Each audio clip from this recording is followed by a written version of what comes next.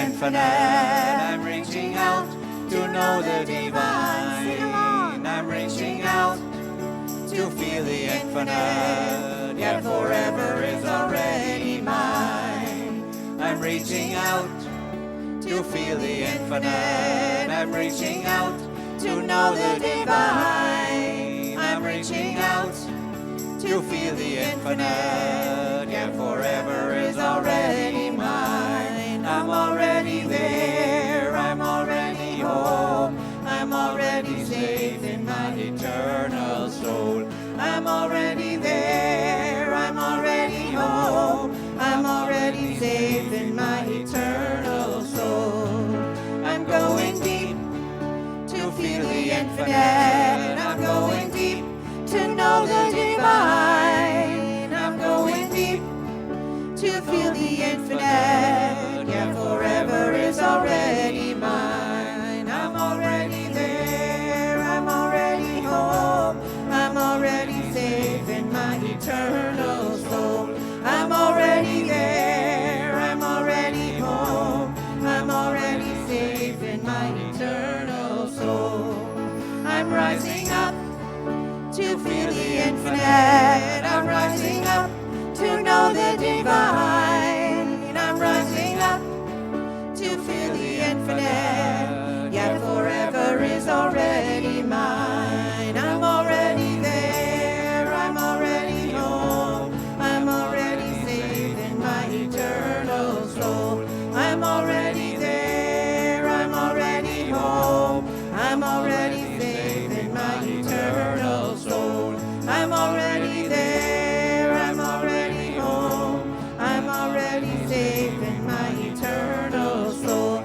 I'm already there. I'm already home. I'm already safe in my eternal soul.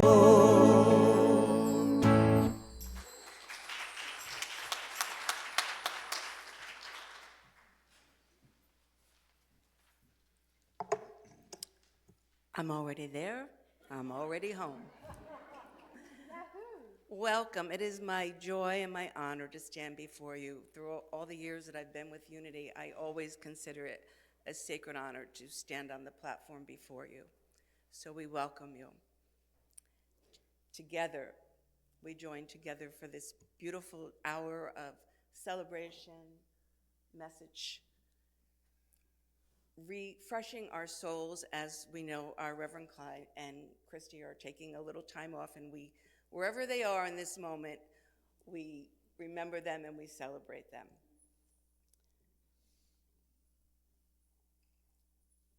So, all of us at one time was a first-time visitor at Unity, and sometimes when you're invited to raise your hand and say that, it feels a little uncomfortable, but we really do want to welcome you. If you are a first-time visitor and you feel comfortable raising your hand, one of our ushers will bring you a welcome packet. So do we have some first-time visitors? And we have a round of applause for you.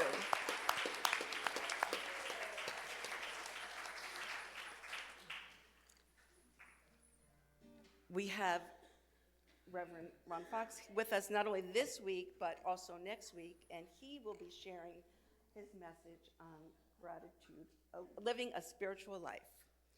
This is also a time when we want to remind ourselves to turn off our cell phones. But if you're so inclined, if you like, and you're on Facebook and you want to just put out a shout out that this is what you're doing this morning, it lets everybody know. Because don't we want to grow and let more people be aware of Unity and its principles and its message? And that's how we do it, one day at a time, one post at a time. So kindly silence your cell phones. Let's draw our attention to our Christ candle, and we have an affirmation. Our Christ candle is lit every morning just to remind us of the Christ consciousness within each one of us. And together we say, may the blessing of the grace, its grace and good be upon me and you and our world today. And so it is. I also want to bring our attention to Kathleen. Kathleen, you are a trustee on duty, and if there's anyone here that has any questions or concerns or just want some more information, Kathleen will be available after the service. Okay, we did Facebook, we did the price candle, and, oh, our favorite time, so announcements, let's do that. So you certainly have them in your bulletin, but it's always kind of good to go through them again. So what we want to be aware of, there was a workshop that was scheduled today, but that has been canceled, the Finding Money workshop. Our Thanksgiving dinner. Now, this is a really wonderful thing. The church opens its doors and invites you all to come and share Thanksgiving dinner with us. There'll be plenty of food, but you're certainly welcome to bring one of your favorite sides or desserts, and you can see Bonnie for more information on how to do that. Our ECP, any questions on that one? All good? ECP Green Team monthly tip is advocate for change. We each do that in our own way. Whatever is calling you, whichever is speaking to you, be an advocate for change.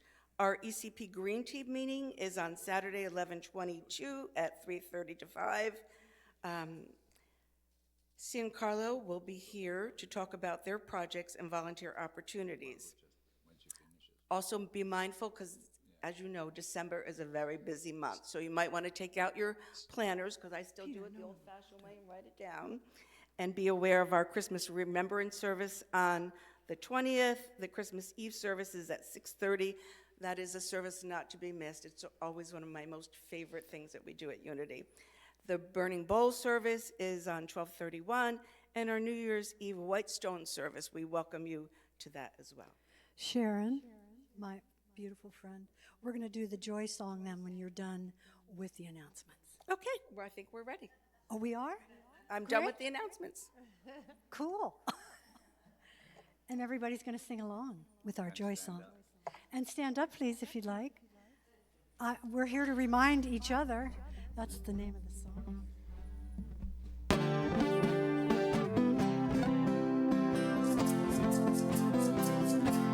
I'm here to remind you of your magnificence, to help you awake to all the wonder that you are. I long to show you all the joy you're worthy of. I'm here to remind you how much you're truly loved. You're here to remind me of my magnificence, to help me awake to all the wonder that I am. You long to show me all the joy I'm worthy of. You're here to remind me how much I'm truly loved. We're here to remind us of our magnificence, to help us awake to all the wonders that we are. We long to show us all the joy we're worthy of. We're here to remind us how much we're truly loved. We're here to remind us how much we're truly loved.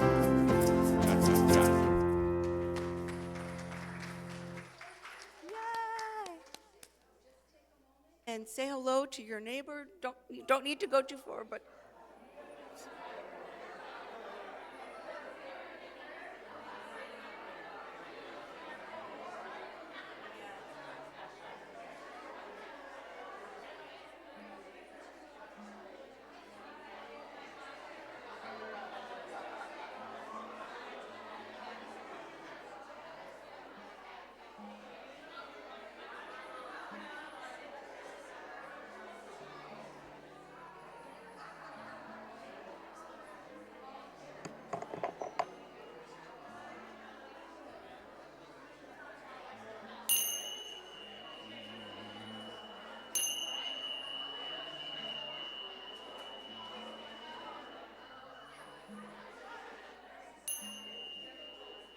If we'd all just kindly take our seats.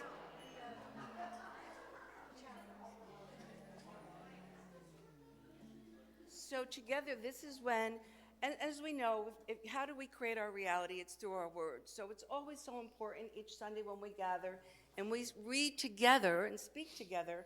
So let us begin to affirm our value. Are the words on the screen? They are. So there we go. Together at Unity Spiritual Center of Vero Beach, we value faith, love, integrity, unity, peace, prosperity, and joy. And our vision, collaborating in love and unity to create the blessings of peace and prosperity for all. And our mission, loving, teaching, and inspiring the people to be all we are divinely created to be. Let's just breathe all that in and see it actually manifesting in our world, in your world, and the world. And we welcome our prayer chaplain, Sheila.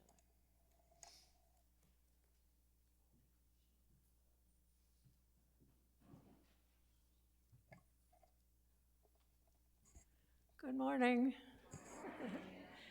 I'm honored to be here to be your prayer chaplain in service this morning.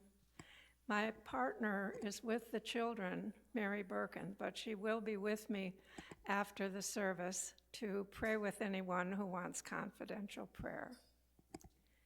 I want to remind you of the prayer box. It was prayed over this morning in the 9 o'clock service, and it will be back in the Welcome Center for you to put any written prayer requests in that you might have. They will be prayed over during the week by the prayer ministry as well. And now I'm going to read the daily word. Move these out of the way. The word for today is healing, and the affirmation is, taking good care of myself supports my healing. Sometimes it's hard to say no to friends, family, work, church, or volunteer organizations I care about and want to serve. But when I am overextended and depleted, I don't do my best, and I may put my emotional, physical, or mental health at risk. Taking on too much and saying yes to every request may be a sign there is something deeper within me that is out of alignment and in need of healing. Perhaps I am feeling fear or judgment or a reluctance to disappoint someone. I heal when I slow down, pray, and welcome God's grace. I treat myself gently and make time for relaxation a priority. Secure in divine love, I know when to say yes or no for my well-being, to kindly but confidently say no, not this time. The scripture today is from Psalms 103, verses 2 and 3. Bless the Lord, O my soul, and do not forget all his benefits, who forgives all your iniquity, who heals all your diseases. And now I'll read the affirmation again, and then we'll repeat it together. Taking good care of myself supports my healing. Taking good care of myself supports my healing. And again, Mary and I will be waiting for any of you who would like private prayer in the chapel after the service. Thank you.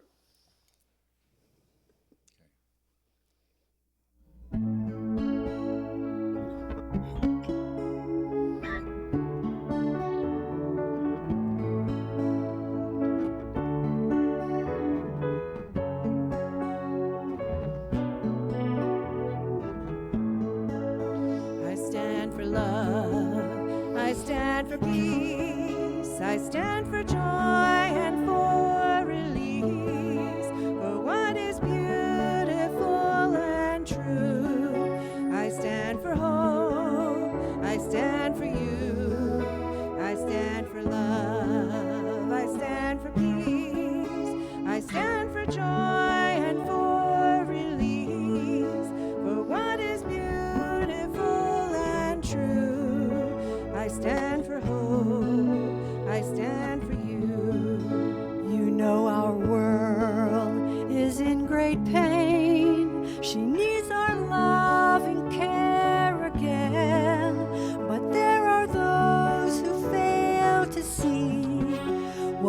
have done and what we need.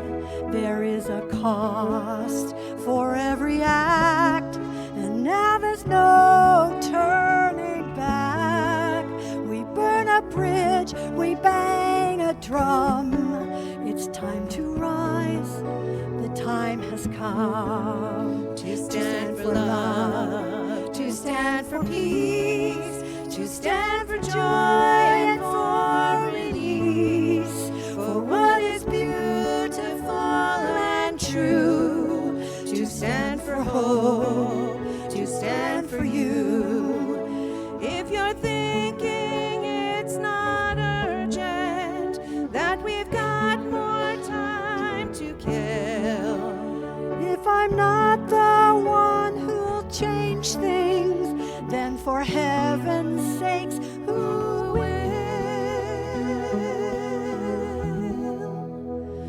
so I will move and I will climb that mountain one step at a time. I won't be swayed, I will not stop until we've made it to the top, where we will stand for love and peace. We'll stand for joy and for release, for what is beautiful and true. We'll stand for hope, we'll stand for you, for what is beautiful and true. I stand for hope, I stand for you.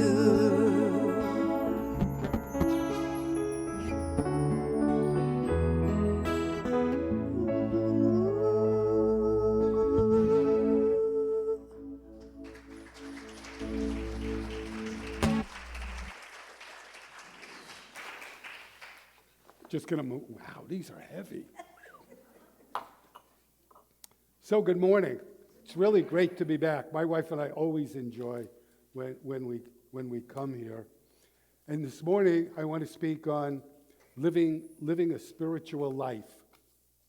So the wonderful Unity minister Eric Butterworth, who I'm sure most of you have heard of, he once said a long time ago that the Alpha and Omega of Jesus' teachings was to tell us about the divinity of man.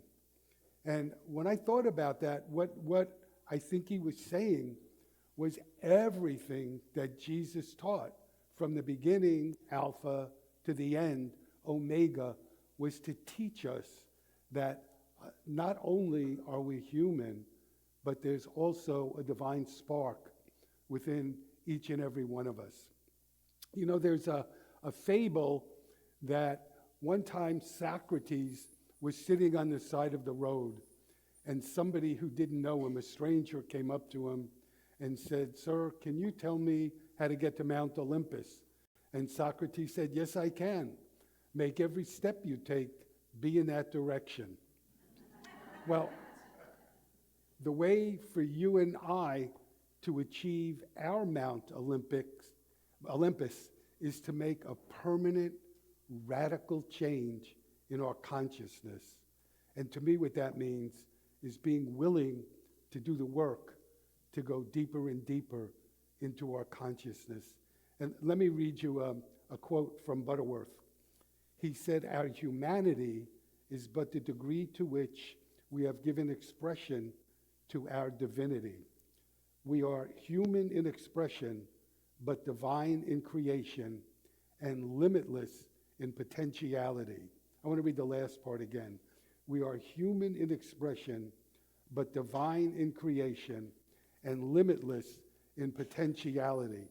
So I think what he was saying there, because there's a divine peace in each of us, our potential is absolutely unlimited. If we're willing to do this spiritual work, we can be, do, or have almost anything in our life.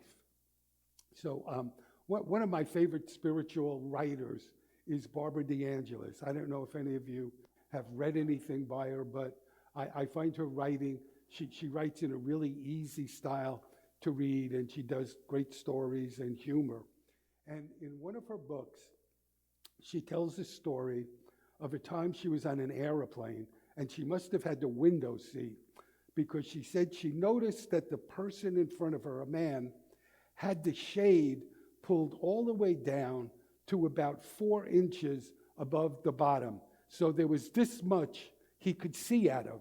So in order to look out the window, he had to go like this and make himself into a contortion. And she thought to herself initially, well, he's just going to do that for a little bit. But he did it the whole flight.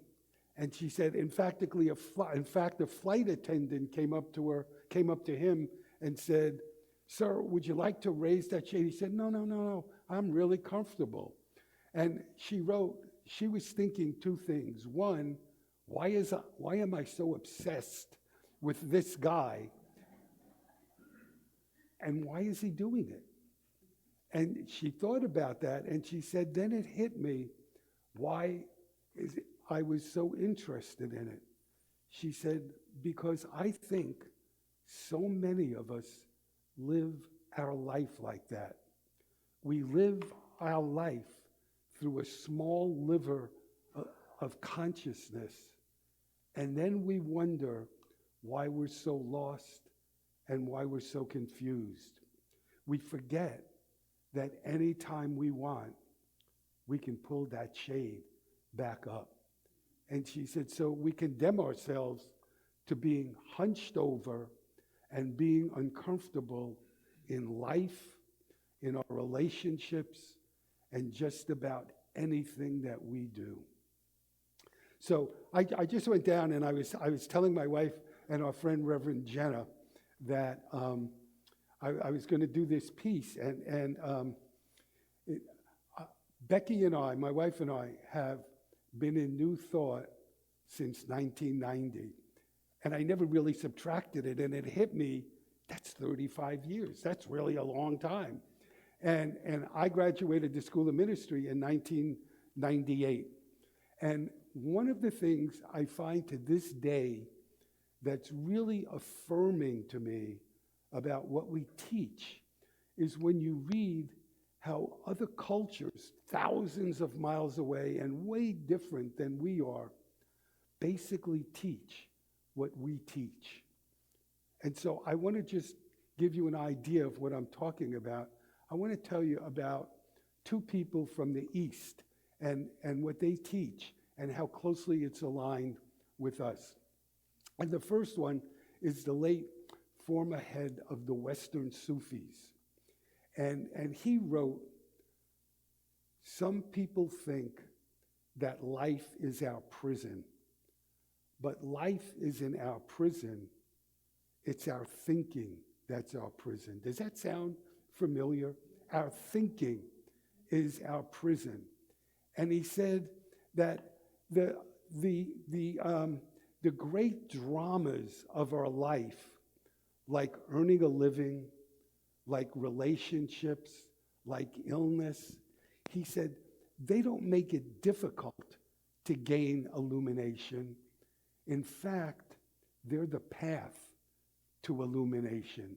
He said they aren't roadblocks. This is what he called them. He said they're the creative catalysts for spiritual evolution. The creative catalysts for spiritual evolution.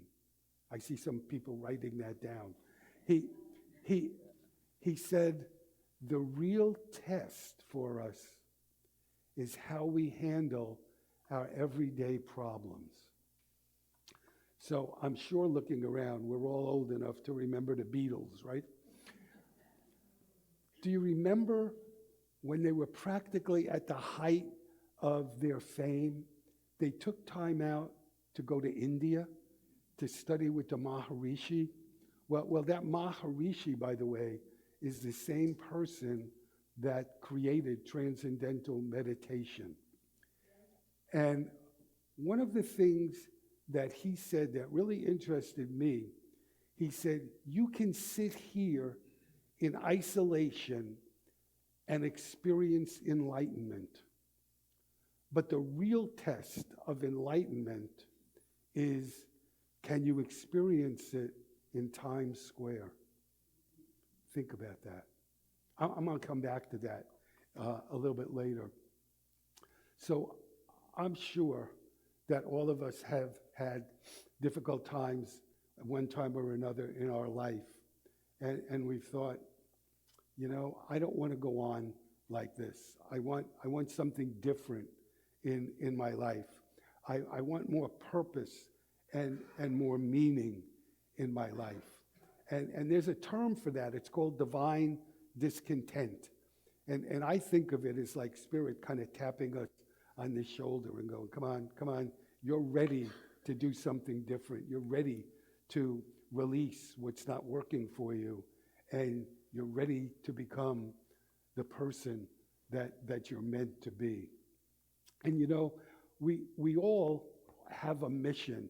We have a mission that's unique to each one of us. And I know sometimes that's hard to believe, you know, but all of us have this unique mission. And some of us have really big missions, and some of us have smaller ones. You know, we're not all going to be President of the United States, or we're not all going to be the MVP of the American League. But the truth is, the world needs plumbers, electricians, teachers, parents. And if each one of us doesn't live out our unique mission, nobody else could live it for us. You know, I love my wife, but I can't live her mission, although she does think she could live mine, but that's kind of another message, you know. We're going out to lunch today. I'm sure I'm going to hear about that. The late Rabbi Shani Labowitz said, God dreamed a dream in you. God dreamed a dream in you. And we know that that dream is real, and we're living it when it feels good to us. And not just when it feels good to us, but when it serves the goodness of other people. And she said, it's our destiny to live out that dream. And it doesn't depend on any outside forces. It depends on our living in integrity and being the person that we're called to be. You know, a spiritual life requires meaning, and it requires purpose. And kind of going back to Butterworth, this isn't the exact words he used, but it's where the finite meets the infinite. And so I want to give you a couple of examples. Rachel Remen is a doctor, and a medical doctor, and she's written a number of books. And in one of her, and she does, I'm sorry, I should have mentioned this, she has a facility in Northern California where she does counseling, mostly for people at end-of-life situations. And in one of her books, she tells of a resident who is in psychiatry who came to her and said, can I sit through one of your sessions? I'd like to see what it's like. And she said, sure. And this is the session that Rachel had him sit through. It was a young man who was a former gangbanger, and he was all tattooed up. You know, he looked the part of the gangbanger with all those tattoos and who he was. And his girlfriend, who was about 19, I think, and she was dying with end-stage cancer. She didn't have much more time to live. And most of the session was this young man telling Rachel how much he loved this woman, what she had done for him. He said, she found stuff in me I had no idea was in there. She changed my whole life. She showed me I could be loving, I could be kind, I could be compassionate. And at some point, Rachel looked beyond them to this young doctor, and he had put down his pad and pen, and tears were streaming down his face. And so after the session, she went to him, and she said to him, "Tell me, did you learn anything today?" And he said, "Yeah, I did." And she said, "Tell me, what'd you learn?" And he said, "I learned we're all more than we seem. We're all more than we seem. We've all got that divine part of us. And frankly, with some of us, it shows more than in others, but it's there with all of us." And then just another quick example. This year, I had 3 of my mentors make their transition. And one of them, Beck and I couldn't get to the memorial service, but someone sent us an audio tape of it. And someone told a story about her. And they said, you know, when Reverend Margie encountered somebody that was a real pain in the butt, or when some young person came to church with their hair up to here in 5 different colors, she would turn to somebody and say, "Well, look how God showed up today." Michael Singer wrote a book called The Untethered Soul. Some of you may have read it. And in the book, he raises the question, how could anybody really know God when there's so many different religions and there's so many concepts and so many views of God? But then he says, he kind of answers the question. He said that really, fortunately, within each of us, we have a direct connection to Spirit, and we can choose to align with that direct connection. And he said, how do we know when we're aligned with it? He said, when we walk around loving, when we love for no reason at all. And it made me think, I think there are 7 billion of us, right? Something like that on the planet. Could you imagine for a moment if 7 billion people went around loving for no reason at all? Imagine a planet with no war, no hunger, no poverty, where everybody listened to everybody else and everybody cared about everybody else. Be a little different planet than the one we have now, huh? Maybe someday. Wayne Muller is a minister, a teacher, a writer, a speaker, and he's written some great books. And one of them is called Sabbath Time. And he defines Sabbath time as a time to listen to that still small voice. When we celebrate what's beautiful and what's sacred. And he said, there are a lot of ways to do that.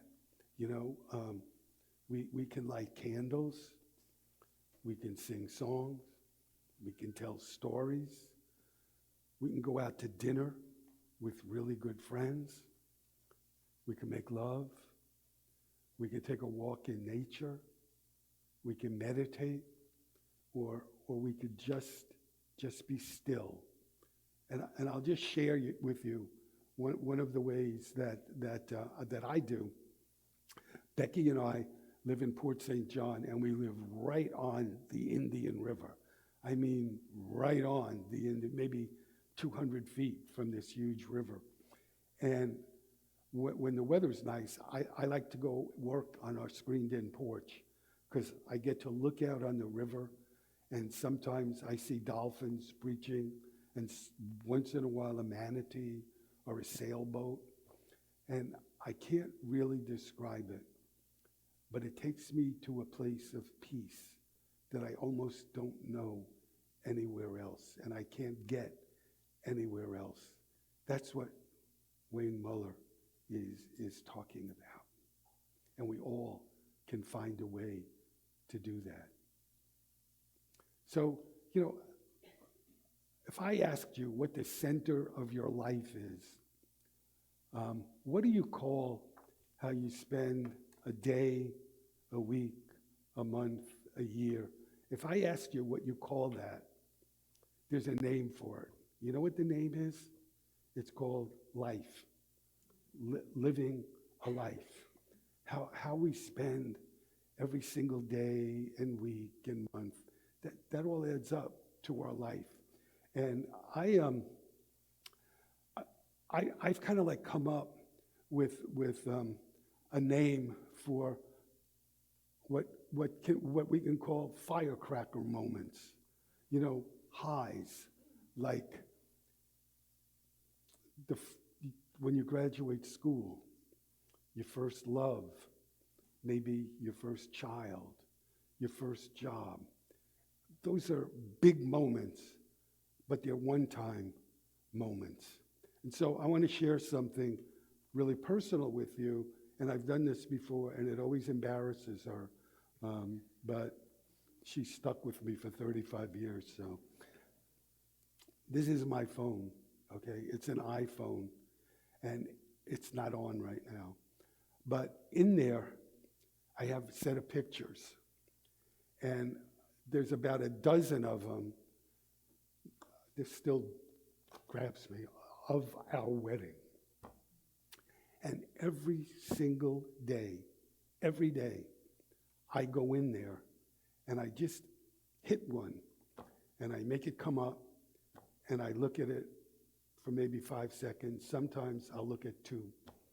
And I do it because I want to remember how much I loved her and how excited I was that this beautiful person was going to agree to spend the rest of her life with me. And that's really cool, but it's just a memory. It's a firecracker memory, but in December it'll be 35 years. The difference in what makes our relationship spiritual is how we spend every day. When Becky will come to me and say, I just did a load of wash, help me fold. Or, it's your job to take out the garbage, could you do that? Or, help me unload the dishwasher. Or, when I say to her, the Yankees are on today, can I watch the game? And she'll say, yeah, I'll sit there with you. And she sits there, even though I know there's stuff she'd rather do, but she chooses to be with me. And all of those are what make it a spiritual time. Those are kind of like our Times Square moments that the Maharishi spoke about. And I'm not sharing that with you to say, God, aren't we great? It's that anybody could do this. It doesn't have to be with a spouse. There's a lady sitting right next to her that's our best friend. I have them with her all the time. We can have them with the lady or the man who's our cashier in Publix, or our kids, or our neighbors. It just means reaching out in kindness and caring. We become what we give our attention to. And when we give our attention to love and caring and compassion, that's when our lives become spiritual. So I want to close with a fable. And the fable is about a lady named Myra who lived a long time ago in a small village that was surrounded by mountains and pine trees. And she was a good person, and people really, really cared for her. And like a lot of us, when she was young, she was taught that God was in the sky, that God was in the temples, that God was in the words of learned people. And so she searched, and she prayed, and she read, and she hoped. But there was always something that she felt was missing, this sense of separation. And then one day, something happened that turned her life upside down and changed everything. And what happened was somebody she loved and really cared about, they died. And she was in deep grief. And so she went into the forest and she sat down by a tree and she sobbed. And she called out to God, "Where are you? Why do you keep evading me? What am I supposed to do to find you?" And then she just got quiet. And after a while, she felt something. And it wasn't outside her. It was within her. And it was like a flame in her chest, a warmth. It felt like a presence, like peace, like God, not above her, not beyond her, but as her. And when she went back home, she was different. And people would say, "What is it? What's different about you?" And she would say, "Oh, I just sit by the fire. That's it." And you know, this story is not just about one person. It's really about all of us, because there's a flame within each one of us right now. And it's not waiting to be earned. It's not dependent on our circumstances. It's not hiding beneath any guilt or shame. It's our divine essence, the spark of God. That's our nature. And you don't have to go to the forest to find it. You simply have to be still, to listen, and to trust that the presence of God is not something that we visit. It's something we are. And so I invite you today and every day to be with that presence, to sit by that inner fire, to breathe with it, to walk with it, to live from it. Because that flame within you is the light of the world, and it never goes out. God bless you. Thank you. Thanks.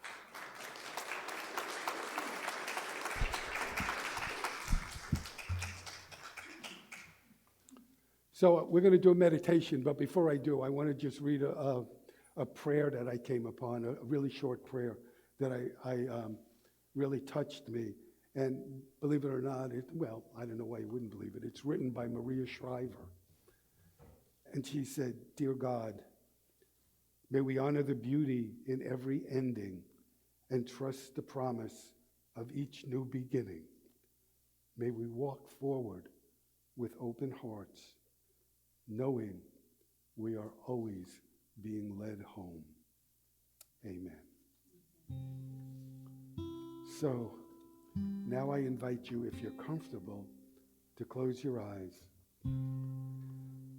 Take a deep cleansing breath and allow your body to relax into the moment.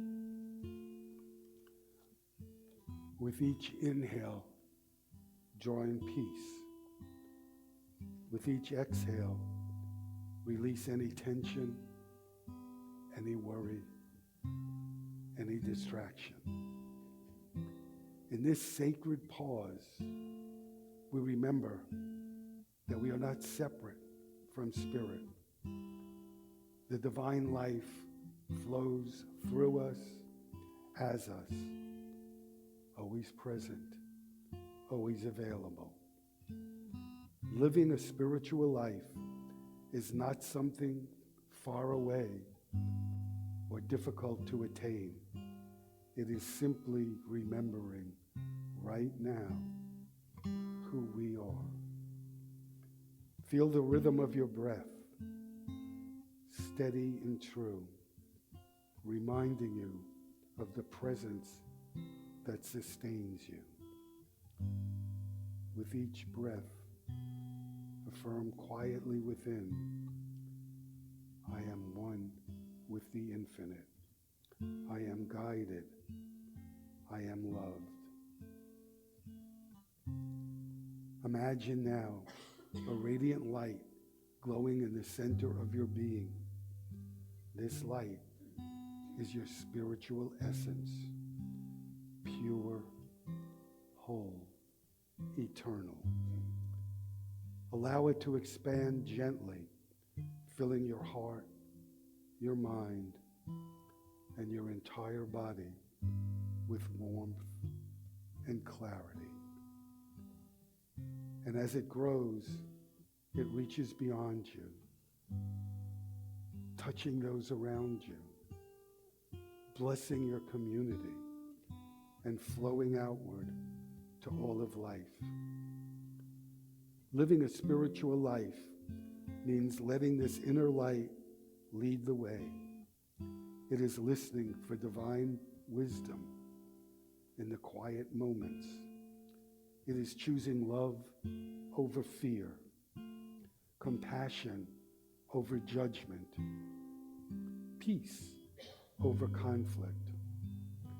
It is remembering that each day, each interaction is an opportunity to reveal the divine in and through us.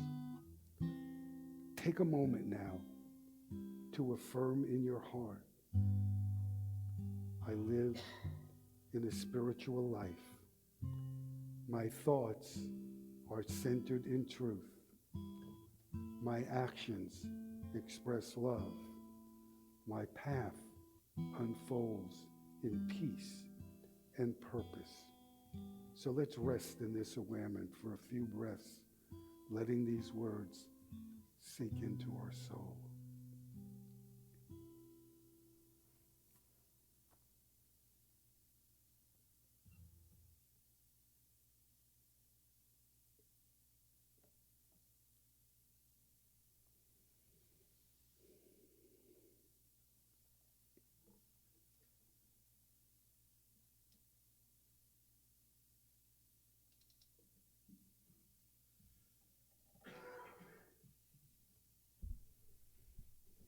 And when you're ready, bring your attention back to this room, and with gratitude, open your eyes, knowing that the light of Spirit goes with you, guiding you to live fully, freely, and joyfully in alignment with the divine.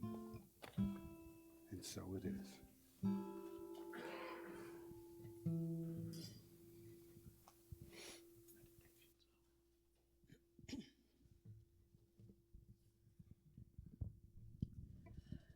We're going to sing Go Inside to Find My God. The words should be up there so you can sing along with us.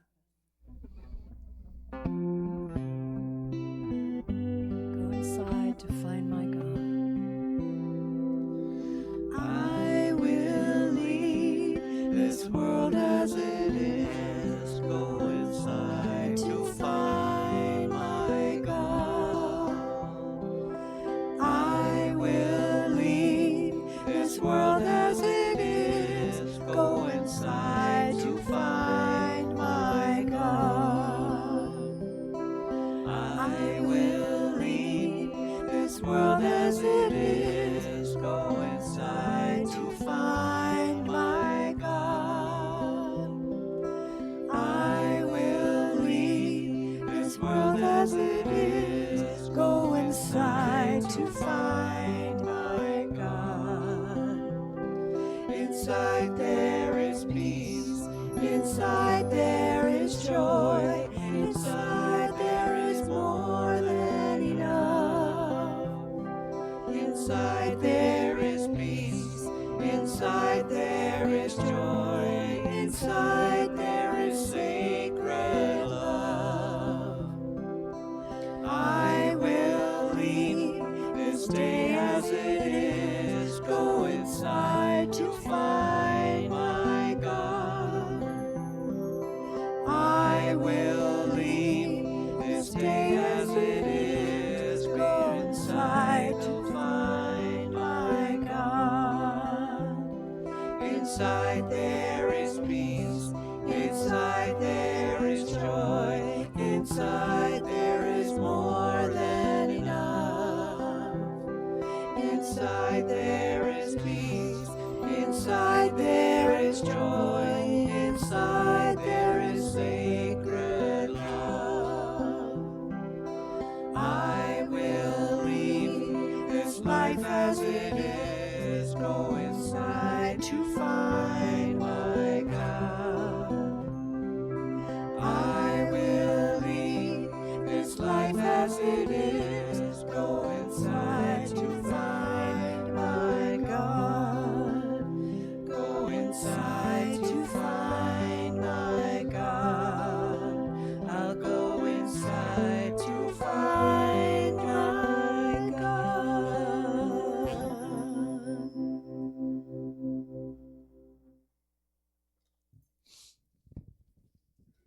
Don't we always so appreciate Peter and Laura and Betsy Joe? So have a round of applause. That music doesn't just happen. They actually got to drive with them in the car yesterday, and I see how hard they work at selecting the right song, preparing the right song, and preparing their hearts and spirits. So we so appreciate that. And for Reverend Ron, let me say, who here didn't have a picture in their mind when you started to talk about the little blind on the airplane? Because I can tell you how many times I've sat in the aisle seat and said, oh, I wish they would put that up. Oh, I wish they would put that down. Oh, I don't. And so I will take that picture with me this week and remind myself to open it up and look.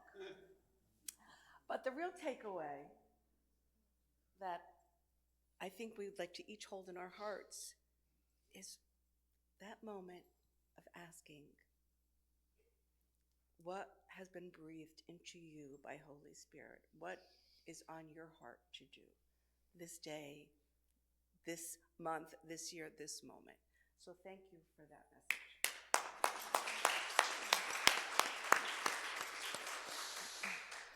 And we certainly know that money is just another form of energy. So we blissfully, joyfully give, and we have many ways to do that. You can see up on the screen through Zelle or text or website.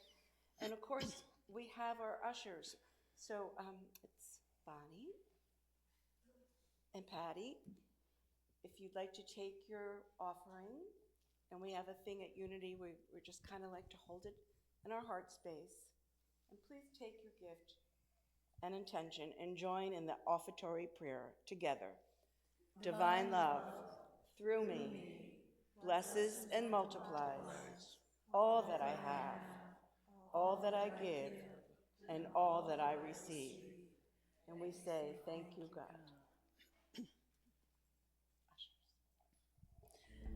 And now we're going to share a song that you've all heard of. Let's sing along, sing along.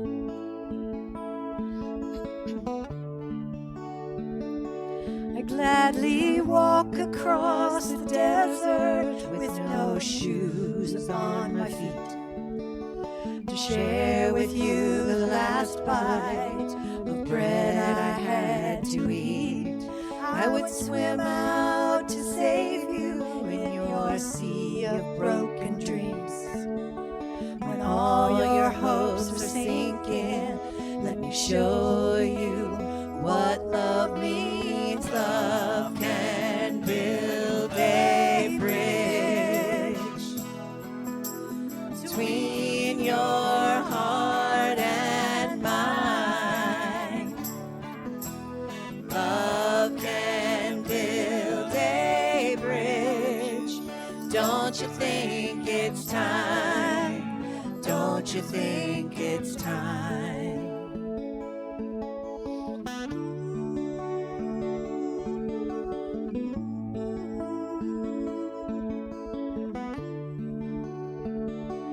I would whisper love so loudly every heart would understand that love and only love can join the tribe's band. I would give my heart's desire so that you might see. The first step is to realize it all begins with you and me. Love can build a bridge between your heart and mine. Yeah.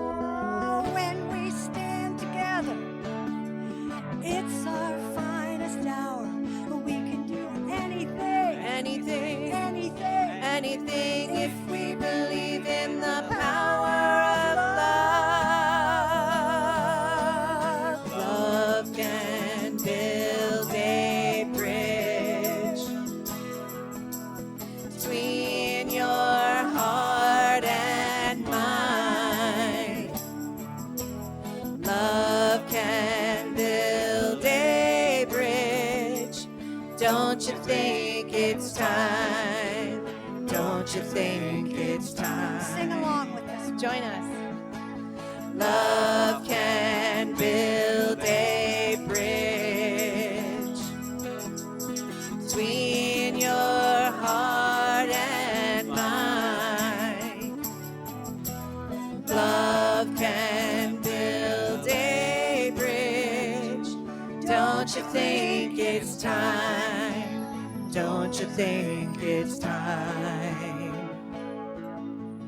Love can build a bridge between your heart and mine. Love can build a bridge. Don't you think it's time? Don't you think it's time?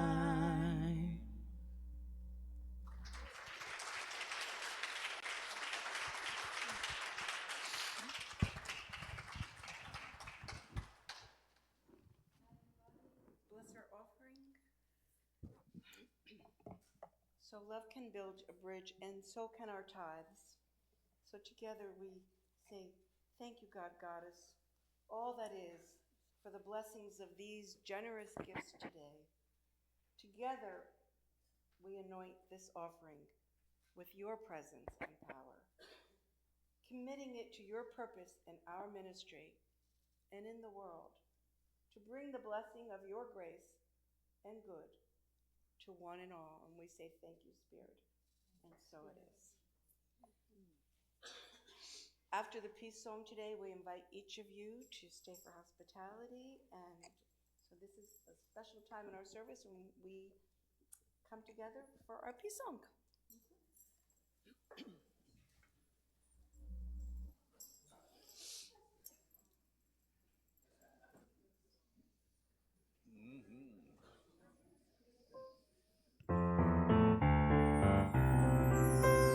Let there be peace on earth and let it begin with me. Let there be peace on earth, the peace that was meant to be. With God as Creator, family all are we. Let us walk with each other in perfect harmony. Let peace begin with me. Let this be the moment now. With every step I take, let this be my joyous vow. To take each moment and live each moment in peace eternally. Let there be peace on earth and let it begin with me.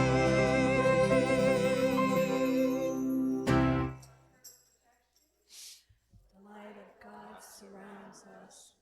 The love of God enfolds us. The Power of God protects us. The presence of God watches over us. Wherever we are, God is, and all is well. Peace.